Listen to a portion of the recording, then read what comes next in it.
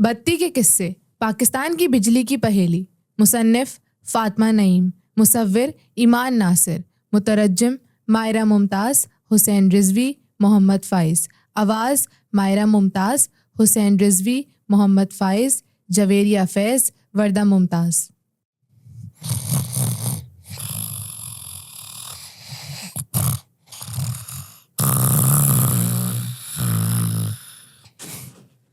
خدایا، فائز تو ہمیشہ لیٹ ہوتا ہے۔ ہاں، بس اب میں اس سے تنگ آ گئی ہوں۔ میں اسے 1000 بار کال کر چکا ہوں، وہ فون ہی نہیں اٹھا رہا۔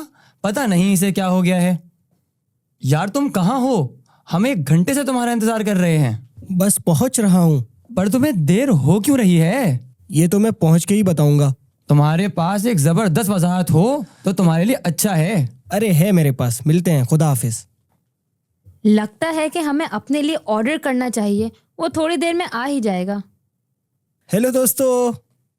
بادشاہ سلامت تشریف لائے ہیں، ہماری عزت افزائی کا بہت شکریہ۔ ارے یار اتنا بھی لیٹ نہیں ہوا۔ او بھائی بس بھی کرو۔ یار میرے ابا مجھے تھوڑا لیکچر دے رہے تھے۔ کیوں بھائی، تمہارا ویب پکڑا گیا کیا؟ نہیں، آج ہمارا بجلی کا بل آیا ہے جو کافی زیادہ تھا، اور لگتا ہے کہ میں ہی ذمہ دار ہوں، کیونکہ میں سارا دن ویڈیو گیم کھیلتا ہوں، اے سی آن چھوڑ دیتا ہوں، اور تو جیسے پورے محلے کو بجلی فراہم کر رہا ہوں۔ ہم اس وقت توانائی کے بحران سے گزر رہے ہیں۔ کل ماما نے بھی بتایا تھا کہ بابا کو کام پر بجلی کے کچھ مسائل کا سامنا ہے۔ حسین، چونکہ تم بجلی کے شعبے میں کام کرتے ہو، کیا تمہیں ان مسائل کے بارے میں کچھ معلوم ہے؟ رکو تو ذرا، پہلے میں اپنا آرڈر دے لوں، پھر تم ہمیں تفصیل سے بتانا۔ بجلی کے مہنگا ہونے کی وجہ سمجھنے کے لیے پہلے یہ جاننا ضروری ہے کہ بجلی کا شعبہ کام کس طرح کرتا ہے۔ مجھے تو بس یہ جاننا ہے کہ بجلی کے بل کو کم کیسے کروں۔ اس سے پہلے تمہیں یہ جاننا ضروری ہے کہ بجلی کا نظام چلتا کیسے ہے۔ اس کے 4 اہم شعبے ہیں: جنریشن، ٹرانسمیشن، ڈسٹریبیوشن اور پھر کنزیومرز۔ جنریشن کا شعبہ توانائی پیدا کرنے کا ذمہ دار ہوتا ہے، اور اس میں مختلف پاور پلانٹ شامل ہوتے ہیں۔ ان میں سے کچھ پلانٹس حکومت کی ملکیت ہوتے ہیں، جبکہ دیگر نجی ملکیت ہوتے ہیں، جنہیں انڈیپینڈنٹ پاور پروڈیوسرز یا IPPs کہا جاتا ہے۔ یہ پلانٹس تھرمل، ہائیڈل یا قابل تجدید توانائی کے ذرائع سے بجلی پیدا کرتے ہیں۔ اس کے بعد ٹرانسمیشن کا شعبہ ہے۔ یہ ان لائنوں پر مشتمل ہوتا ہے جو بہت زیادہ وولٹیج پر ملک بھر میں بجلی منتقل کرتی ہیں۔ پھر ڈسٹریبیوشن کا شعبہ ڈسٹریبیوشن کمپنیز یا ڈسکوز پر مشتمل ہوتا ہے، جو کم وولٹیج پر بجلی صارفین کے گھروں تک پہنچاتی ہیں۔ اس وقت پاکستان میں 11 ڈسکوز کام کر رہی ہیں۔ اور آخر میں ہم صارفین ہیں۔ اس میں ہم صنعتیں، رہائشی علاقے، تجارتی کاروبار اور زرعی شعبہ جات شامل ہیں۔ کیا تمہیں معلوم ہے اس وقت بہت سے پاور پلانٹس بجلی پیدا کر رہے ہیں جن کی کل نصب شدہ صلاحیت تقریباً 46,000 میگا واٹ ہے؟ دلچسپ بات تو یہ ہے کہ گرمیوں میں ہماری بجلی کی زیادہ سے زیادہ ضرورت صرف تقریباً 30,000 میگا واٹ ہی ہے، اور سردیوں میں یہ اور بھی کم ہو کر صرف 17,000 میگا واٹ ہی رہ جاتی ہے۔ اگر بجلی پیدا کرنے کی صلاحیت اتنی ہے ہی تو پھر بجلی مہنگی کیوں ہے؟ ہم نے معاشیات میں تو سیکھا ہے کہ جب سپلائی زیادہ ہو تو قیمتیں عام طور پر کم ہو جاتی ہیں۔ اس کی کئی وجوہات ہیں، لیکن 3 اہم وجوہات یہ ہیں: ایندھن کی درآمد، کیپیسٹی چارجز کیا جائے گی، اور ڈسکوز کی کمزور کارکردگی۔ کیا آپ جانتے ہیں کہ پاکستان کی بجلی کے شعبے کا ایک بڑا حصہ تھرمل پاور پلانٹس پر منحصر ہے جو درآمد شدہ ایندھن استعمال کرتے ہیں؟ یہ ایندھن ڈالرز میں خریدا جاتا ہے، جو ہمارے لیے بہت مہنگا پڑتا ہے۔ ایک بہتر متبادل ہوا اور شمسی توانائی ہیں جن کی درآمد کی ضرورت نہیں ہوتی۔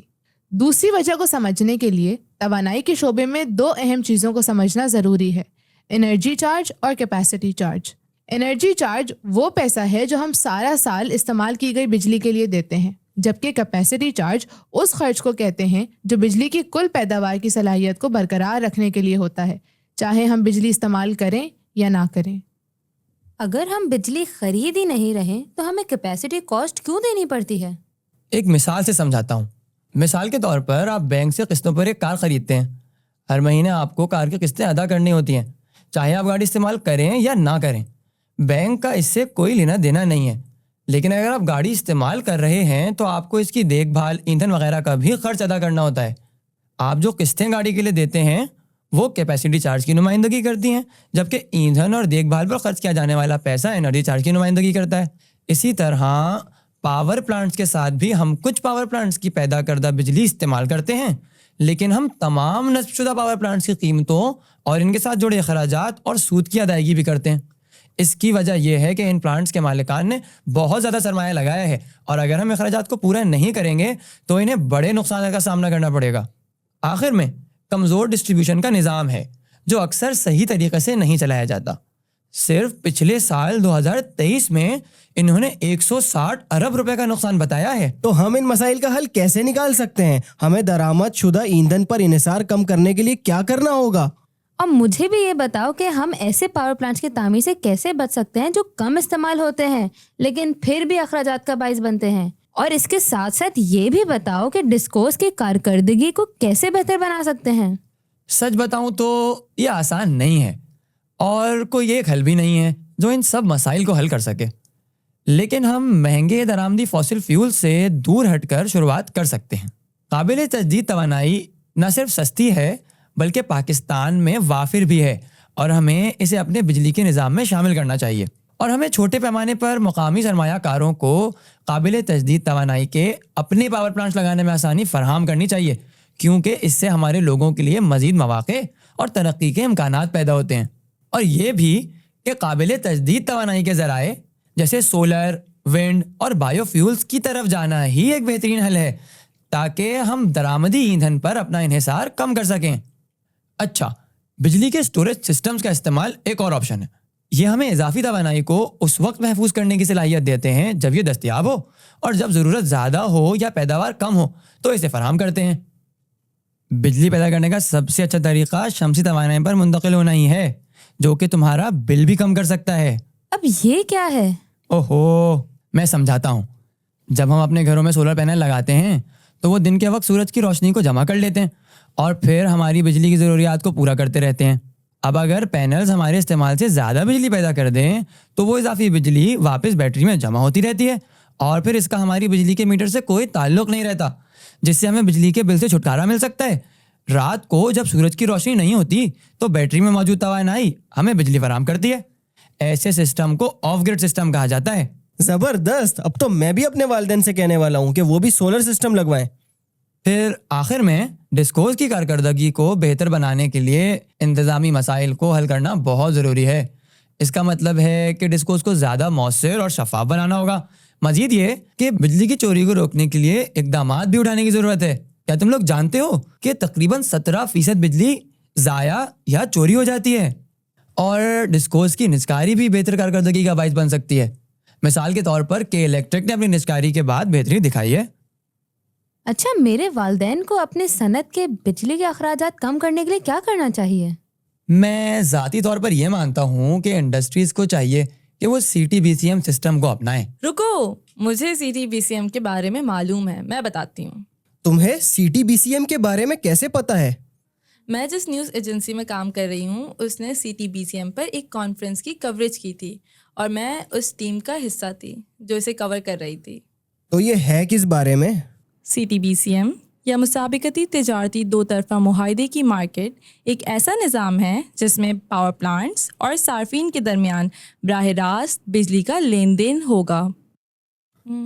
اچھا، پہلے میں پاکستان کے موجودہ بجلی کے نظام کی وضاحت کرتی ہوں۔ فی الحال حکومت بجلی کی خرید و فروخت پر کنٹرول رکھتی ہے۔ ایک حکومتی ایجنسی CPPAG بجلی کو پاور پلانٹ سے خریدتی ہے اور پھر اسے صارفین کو فروخت کرتی ہے، اور صارفین اور پاور پلانٹس کے درمیان کوئی براہ راست رابطہ نہیں ہے کیونکہ اس میں ایک تیسری پارٹی حکومت شامل ہے۔ صارفین اس بجلی کو خریدنے کے لیے ایک قیمت ادا کرتے ہیں جس میں کئی اجزاء شامل ہیں۔ پاور پلانٹ سے خریدی گئی بجلی کے لیے پاور خریداری کی قیمت، بجلی کی ترسیل کے لیے استعمال کے نظام کا چارج، ڈسکوز کو ادا کیا جانے والا تقسیم کا مارجن، اور حکومت کی طرف سے وصول کی جانے والی مارکیٹ آپریشن کی فیس۔ ان سب کا انتظام national electric power regulatory authority NEPRA کرتی ہے۔ دوسری طرف CTBCM صارفین کو پاور پلانٹس کے ساتھ براہ راست تجارت کی اجازت دیتا ہے، جس سے کسی بھی تیسری پارٹی کی ضرورت ختم ہو جاتی ہے۔ تو CTBCM کے فوائد ہیں کیا؟ CTBCM سے جڑے کئی فوائد ہیں۔ یہ صارفین کو غیر مؤثر منصوبہ بندی اور فیصلہ سازی کے بوجھ سے آزاد کرتا ہے، جس سے انہیں سب سے سستی بجلی فروخت کرنے والے ادارے سے خریدنے کی سہولت ملتی ہے۔ اس کے علاوہ یہ مقابلے اور جدت کو فروغ دیتا ہے۔ صنعتیں اپنی ضروریات کے مطابق اور قریب کے پاور پلانٹ سے بجلی خرید سکتی ہیں، جو بجلی کے نقصان کو کم کرتا ہے اور قیمتوں میں کمی لاتا ہے۔ تجارت زیادہ شفاف ہوگی، جس سے صنعتی شعبے میں ترقی ہوگی، صنعتوں کے درمیان صحت مند مقابلہ پیدا ہوگا اور نئے سرمایہ کاروں اور کاروباری افراد کو مارکیٹ میں آنے کی ترغیب ملے گی۔ اچھا، آپ کو معلوم ہے پاکستان میں CTBCM کے نفاذ کو آسان بنانے کے لیے کانفرنسز، ورکشاپس اور سیمینارز منعقد کیے جا رہے ہیں۔ اس کے علاوہ ہم عوام، خاص طور پہ صنعتی شعبے میں آگاہی بڑھا سکتے ہیں اور انہیں حکومت اور متعلقہ اسٹیک ہولڈرز پر اس کے نفاذ کے لیے دباؤ ڈالنے کی ترغیب دے سکتے ہیں۔ چونکہ یہ نظام ابھی تک زیادہ معروف نہیں ہے، اس لیے آگاہی بڑھانا بہت ضروری ہے۔ واہ یار، آج کی ملاقات معلومات سے بھرپور رہی۔ شکریہ جویریہ اور حسین۔ کس نے کہا ہے کہ یہ ملاقاتیں بچوں کے لیے بیکار ہیں؟ میرے والدین تو ضرور متاثر ہوں گے۔ مجھے بھی بہت مزہ آیا۔ چلو مجھے اب جانا ہے، بابا آ گئے مجھے لینے۔ اچھا چلو، تم سب کا بہت شکریہ، خدا حافظ۔ خدا حافظ۔